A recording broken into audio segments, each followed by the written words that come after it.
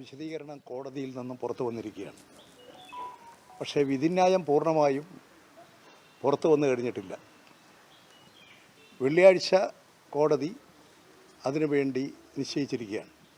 അപ്പോൾ വെള്ളിയാഴ്ചയാണ് ആ കേസിൻ്റെ വിധി വരിക. ഇവിടെ CBI കോടതിയുടെ വിധിയെല്ലാം അന്തിമമാണെന്ന് ആർക്കും പറയാൻ സാധിക്കില്ല. ഇനിയും കോടതികളുണ്ട്, നിയമങ്ങളുണ്ട്. നിയമങ്ങളിൽ ഏതൊരു കുറ്റാരോപിതനും അദ്ദേഹത്തിൻ്റെ നിരപരാധിത്വം തെളിയിക്കാൻ ഇനിയും കോടതികളും നിയമവ്യവസ്ഥകളുമുണ്ട്. അത് ഈ വിധിക്ക് ശേഷം മാത്രമേ അത് സംബന്ധിച്ച് വ്യക്തമായ കാര്യങ്ങൾ പറയാൻ സാധിക്കൂ. പക്ഷേ ഈ കോടതി വിധിയെ അടിസ്ഥാനപ്പെടുത്തിക്കൊണ്ട് പ്രാഥമികമായ നിരീക്ഷണത്തെ വെച്ചുകൊണ്ട് CPMന് നേരെ ഇപ്പോൾ കുറേ കോൺഗ്രസിൻ്റെ നേതാക്കൾ ഇറങ്ങി പുറപ്പെട്ടിട്ടുണ്ട്. ആ കോൺഗ്രസ് നേതാക്കൾ മനസ്സിലാക്കേണ്ടത് അവർ ചെയ്തുകൊണ്ടിരിക്കുന്നത് ഈ പെരിയയും പരിസര പ്രദേശങ്ങളിലും കുറേ കാലമായി കോൺഗ്രസ് നടത്തിക്കൊണ്ടിരിക്കുന്ന അക്രമ പ്രവർത്തനങ്ങളെ മറച്ചു വെക്കാനാണ്. രണ്ടാമത്തെ കാര്യം, ഇതിന് തൊട്ടടുത്താണ്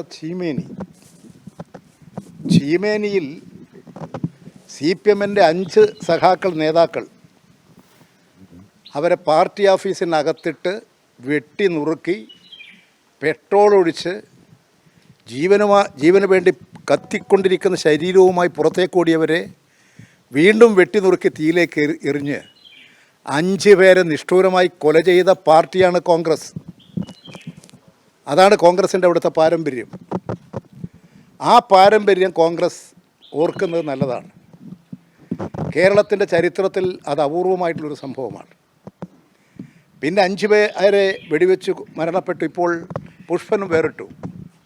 6 പേരെ വെടിവെച്ച് കൊന്ന സംഭവമാണ് കൂത്തുപറമ്പിൽ. തിരുവനന്തപുരത്തും ഇതുപോലെ 2 പേരെ വെട്ടിക്കൊന്ന കേസുണ്ട്, DYFI പ്രവർത്തകന്മാർ. ഈ കൊലപാതകങ്ങളെല്ലാം നടത്തിയും ആളുകളെ നിഷ്ഠൂരമായി കൊല ചെയ്യുകയും ചെയ്തിട്ടുള്ള കോൺഗ്രസിൻ്റെ ഈ പ്രശ്നങ്ങളിൽ എന്ത് ധാർമ്മികതയാണുള്ളത്? CPM ശരിയായ നിലപാട് മാത്രമേ എപ്പോഴും സ്വീകരിക്കാറുള്ളൂ.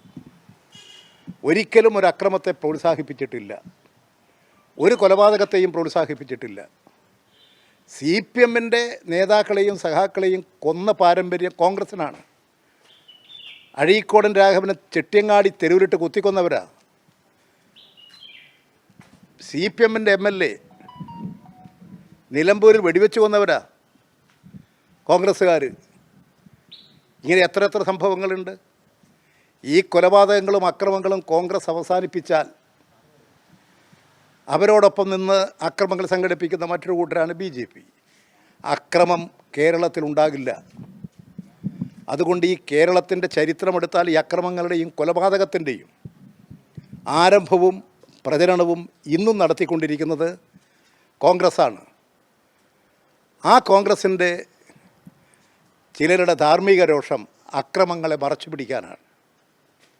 അതുകൊണ്ട് ഇനിയുള്ളത് അടുത്ത വെള്ളിയാഴ്ചയാകുമ്പോഴേക്കും കേസിൻ്റെ പൂർണ്ണ വിധി വരും. അത് സംബന്ധിച്ച് പരിശോധിച്ചുകൊണ്ട് മാത്രമേ അതിൻ്റെ വിശദമായ കാര്യങ്ങൾ പറയാൻ വേണ്ടി സാധിക്കൂ. തീർച്ചയായും ആ കേസിനെ സംബന്ധിച്ച് അതിൻ്റെ ആരംഭകാലഘട്ടം മുതൽ ആ കേസിനെ CPMനെതിരായി തിരിച്ചുവിടാൻ UDFും BJPയും നല്ലതുപോലെ പരിശ്രമിച്ചു. അതിൻ്റെ ഭാഗമായിട്ട് ആ കേസ് CBI അന്വേഷണം നടത്തണം, CBI ഏറ്റെടുക്കണം എന്ന് പറഞ്ഞുകൊണ്ട് വലിയ ശ്രമങ്ങളാണ് നടത്തിയത്. ഇപ്പോൾ ഒരു കാര്യം വ്യക്തമായിട്ടുണ്ട്. അതിൻ്റെ ഒരു തുടർച്ചയാണ് CPMൻ്റെ പ്രധാനപ്പെട്ട 6 നേതാക്കൾ സഖാക്കളെ ആ കേസിൽ ഇപ്പോൾ കുറ്റക്കാരാണെന്ന് പറഞ്ഞിട്ടുള്ളത്. ആ കേസിൽ ഇപ്പോൾ കുറ്റക്കാരാണെന്ന് പറഞ്ഞിട്ടുള്ളവരെക്കുറിച്ചൊക്കെ ഈ നാട്ടിലെ ജനങ്ങൾക്കറിയാം.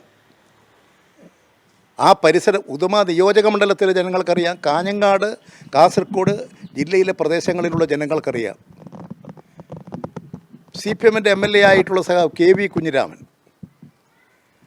അത്തരത്തിലുള്ള നേതാക്കളെ ഇതിൽ ഉൾപ്പെടുത്തി രാഷ്ട്രീയമായി ഈ കേസിനെ മാറ്റി തീർക്കാനാണ് CBIയെ ഉപയോഗിക്കുന്നത് എന്ന് അന്ന് ഞങ്ങൾ ഉയർത്തി പറഞ്ഞിട്ടുള്ളതാണ്. അത് ശരിയാണ് എന്ന് ഒരിക്കൽ കൂടി വ്യക്തമാക്കുന്നതാണ് ഇപ്പോഴത്തെ നിലപാട്. അതുകൊണ്ട് നിയമപരമായ കാര്യങ്ങളെല്ലാം ആലോചിച്ച് പാർട്ടിയുടെ കാസർഗോഡ് ജില്ലാ സെക്രട്ടറി പറഞ്ഞതുപോലെ പാർട്ടിയുടെ നിരപരാധികളായ സഖാക്കളെ സംരക്ഷിക്കുന്നതിന് വേണ്ടിയിട്ടുള്ള നടപടികൾ കോടതിയുടെ മുമ്പാകെ സത്യത്തിനും നീതിക്കും വേണ്ടിയിട്ടുള്ള പോരാട്ടം ശക്തമാക്കും, നടപടി സ്വീകരിക്കും എന്ന് വ്യക്തമാക്കിയിട്ടുണ്ട്. അതായത് CPM കരുതുന്നത് ഇപ്പോഴും ആ തെറ്റ് ചെയ്തിട്ടില്ല. ഒരു ദാരുണമായ സംഭവമാണ് ഒരു പൊതുപ്രവർത്തകൻ നേതാവ് കോൺഗ്രസിൻ്റെ അദ്ദേഹവും മകനും ആത്മഹത്യ ചെയ്ത ഏറ്റവും ദുഃഖകരമായ സംഭവം. ആ സംഭവം കോൺഗ്രസിൻ്റെ ജീർണതയാണ് കാരണം. ആ കോൺഗ്രസിൻ്റെ ജീർണത, രണ്ടുപേരുടെ ജീവൻ നഷ്ടപ്പെട്ട കാര്യത്തെക്കുറിച്ച് എന്താ കോൺഗ്രസിൻ്റെ നേതാക്കൾക്ക് പറയാനുള്ളത്? അത് ഇന്നലെ നടന്ന സംഭവമാണ്.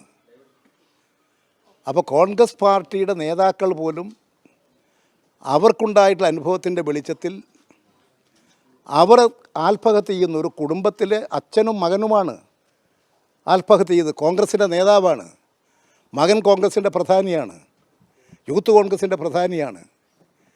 യൂത്ത് കോൺഗ്രസിനും കോൺഗ്രസ് നേതാക്കൾക്കും ഈ ഇരട്ട മരണത്തെക്കുറിച്ചൊന്നും പറയാനില്ലേ? അത് മരണമല്ലേ? എന്തുകൊണ്ടാണ് സംഭവിച്ചത്? അതാണ് കോൺഗ്രസ് നേതാക്കൾ പരിശോധിക്കേണ്ടതും തിരുത്തേണ്ടതും. CPMന് മേലെ ചാടിക്കയറി അടിസ്ഥാനരഹിതമായ കാര്യങ്ങൾ പ്രചരിപ്പിക്കുകയല്ല വേണ്ടത്. പ്രശ്നങ്ങളെ വസ്തുനിഷ്ഠമായി വിലയിരുത്തി അപഗ്രഥിക്കാനാണ് പോകേണ്ടത്. യൂത്ത് കോൺഗ്രസിൻ്റെ നേതാക്കൾ എവിടെയാ? അവർ ഒളിച്ചിരിക്കുകയാണ്. വയനാട്ടിലെ യൂത്ത് കോൺഗ്രസ്സുകാരൊന്നും ഇപ്പോൾ അവിടെ ഇല്ല. ജനങ്ങളുടെ മുമ്പിൽ പോലും അവർക്ക് നിൽക്കാൻ കഴിയാത്ത സ്ഥിതി വന്നിരിക്കുകയാണ് അവിടെ. അതാണ് കോൺഗ്രസ്. അവരുടെ ഇത്തരം പ്രചരണങ്ങൾ ജനങ്ങൾ തള്ളിക്കളയും എന്നുള്ളതാണ് എനിക്ക് പറയാനുള്ള കാര്യം.